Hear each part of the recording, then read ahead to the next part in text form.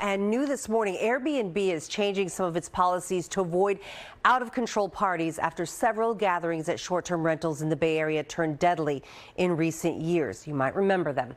The short-term rental company enacted a global party ban and also restricted people 25 and under without a positive Airbnb track record from renting whole properties. Airbnb also stopped allowing single-day rentals during the holidays. I spoke with Airbnb's director of trust about how some of the changes went into effect at the beginning of the pandemic when shelter orders shut down bars and clubs. What we saw was some people started throwing unauthorized disruptive parties in Airbnb. And around that time, in summer of 2020, was when the global party ban was launched and announced. In order to enforce that ban, my team launched several systems and product solutions.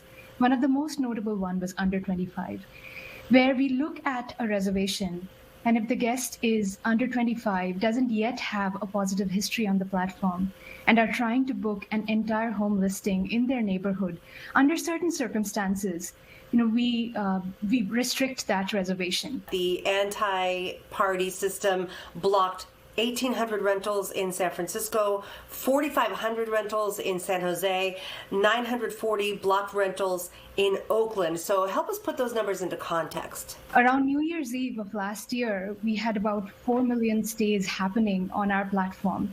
So that's the scale of Airbnb.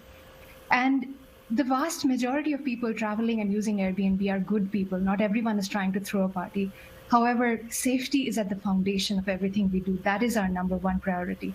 Because of this, even if a fraction of one of those reservations results in an incident or a party, that is not good for our community. Here in the Bay Area, we saw two really disturbing instances of this. There was a mass shooting at a house in Orinda. Several people were killed there, and then one person was killed at a house party just in Sunnyvale just over the last summer. So what responsibility does Airbnb have in that? My team obsesses over this fraction of the number of reservations in Airbnb that end up in an incident. And we are constantly learning, evolving, and trying to make sure that each day our tools are getting better, smarter, and we are keeping our community safer. At 25, I was a young working professional, maybe wanted to plan a getaway weekend with some girlfriends.